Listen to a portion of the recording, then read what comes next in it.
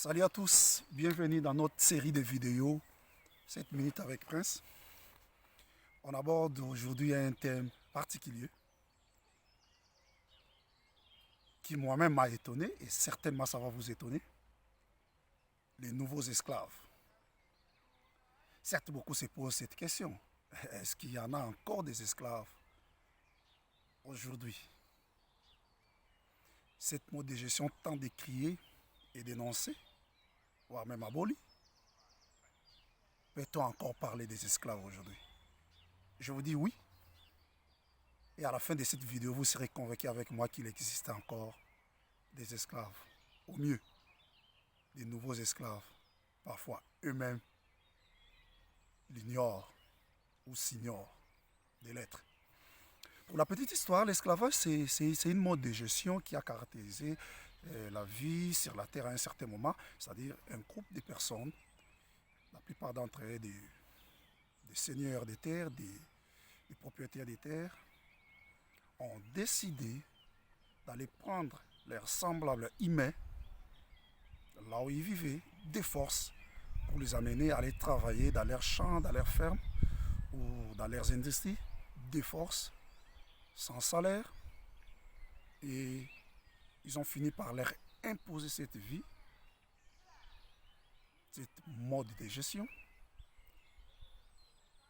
Et ces derniers ont fini par devenir dépendants de leurs bourreaux. Et aujourd'hui, je vous dis que cette mode de gestion existe encore. S'il a été aboli par la loi ou par les textes, mais dans le fait et dans l'esprit, l'esclavage existe encore. Je le retrouve dans ma Bible. Dans le livre de Genèse, c'est l'histoire de Joseph. Quand le Messie va interpréter les songes des pharaons, il va être placé comme un intendant ou gestionnaire de tout ce qui doit constituer la réserve égyptienne. Parce que vous vous souvenez des songes des pharaons, il va voir à un certain moment les vaches grasses et les vaches maigres, il va voir les épis maigres et les épis gras. Et Joseph va donner une interprétation que beaucoup connaissent.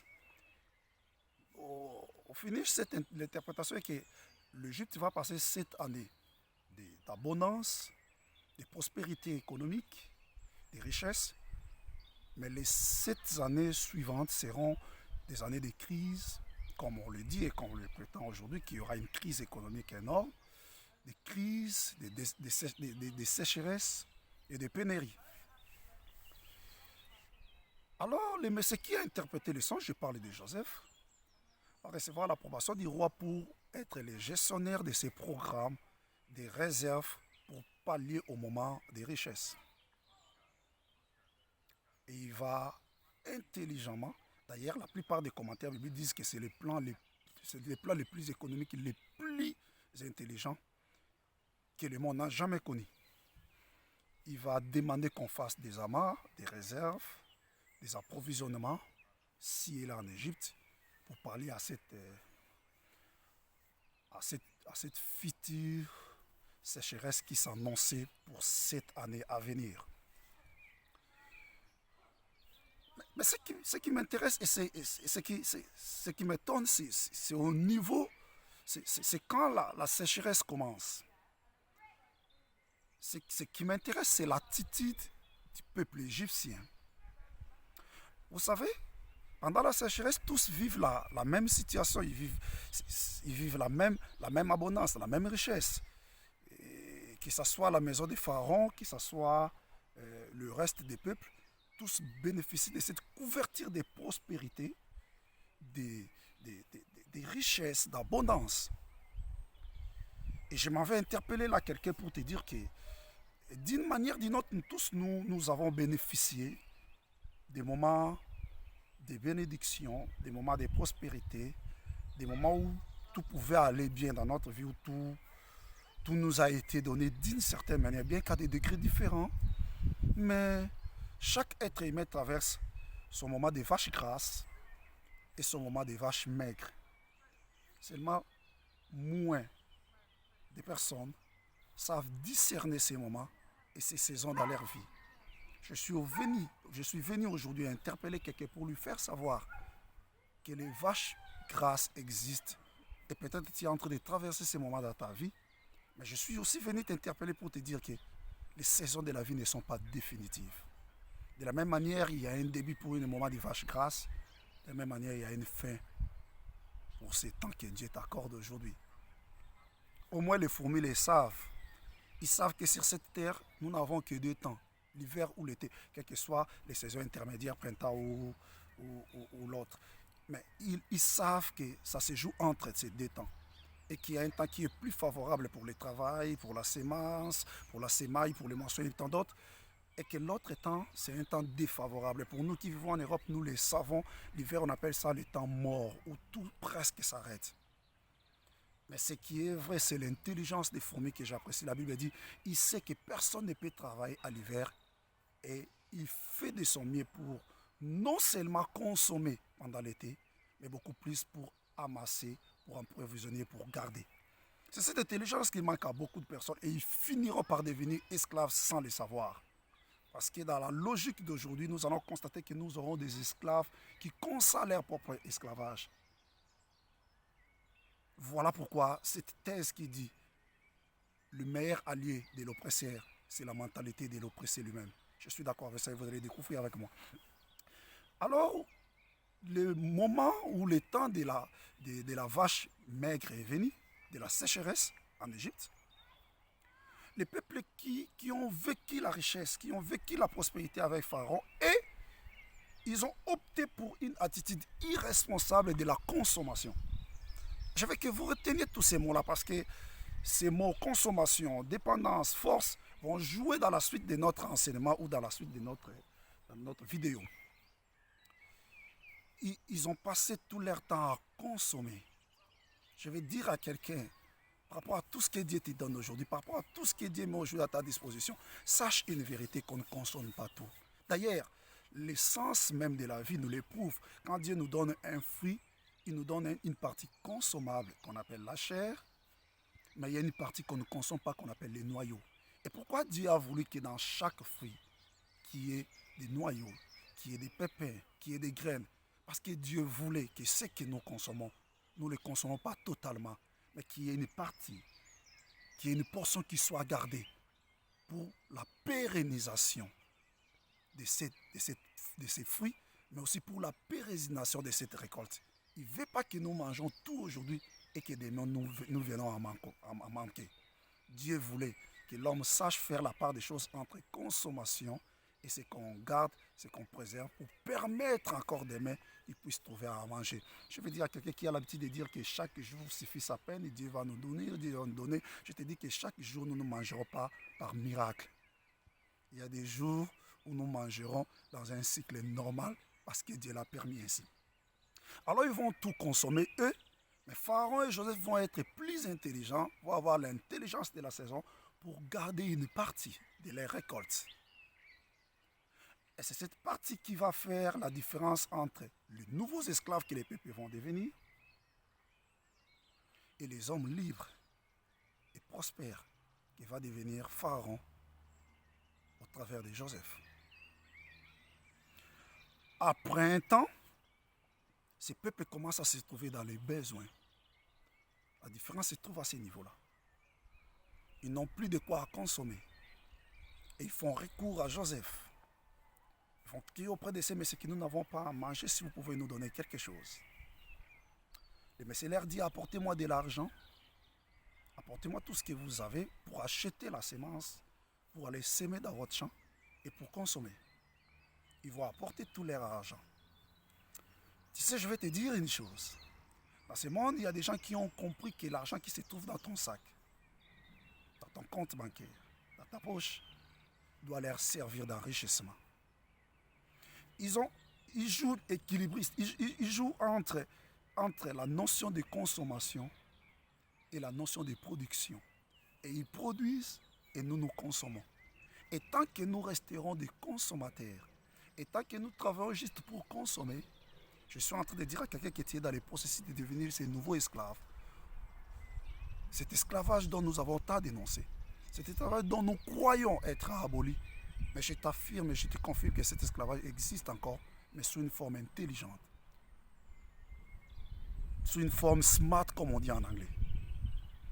Ça se joue au niveau de la consommation.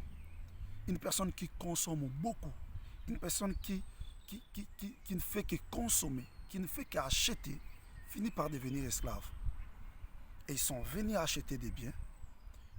Et dès qu'ils ont acheté, ils sont partis consommer. Ils ne sont pas partis s'aimer. Ils ne sont pas partis produire ou reproduire. Ils sont partis consommer. Et au bout d'un temps, cette consommation a fini par les rendre de plus en plus pauvres. Ils n'avaient plus rien. Et ils sont encore revenus chez Joseph pour pleurer que nous n'avons plus rien. Mais nous avons toujours besoin de consommer davantage. Est-ce que tu as quelque chose à nous proposer? Je dit oui, je vous propose quelque chose. Moi, j'ai encore de la semence. Moi, j'ai encore de quoi vous donner.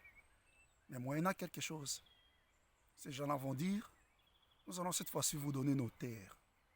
Nos terres deviendront vos terres. Mais à la place, vous, donnez-nous de quoi à consommer. À chaque fois que quelqu'un vit juste pour la consommation quotidienne, il est probable qu'il finisse par devenir un esclave sur cette terre des hommes. Vous voyez comment les gens vont vendre leur souveraineté. Ce qui leur accorde la liberté, parce que la vie sur la terre est conditionnée aussi par nos terres. Celui qui a une terre, celui-là est propriétaire. Celui-là qui a une terre, celui-là est libre. Ils vont vendre leurs droits de propriété. Ils vont vendre leur souveraineté. Ils vont vendre leur indépendance. À Joseph et à Pharaon.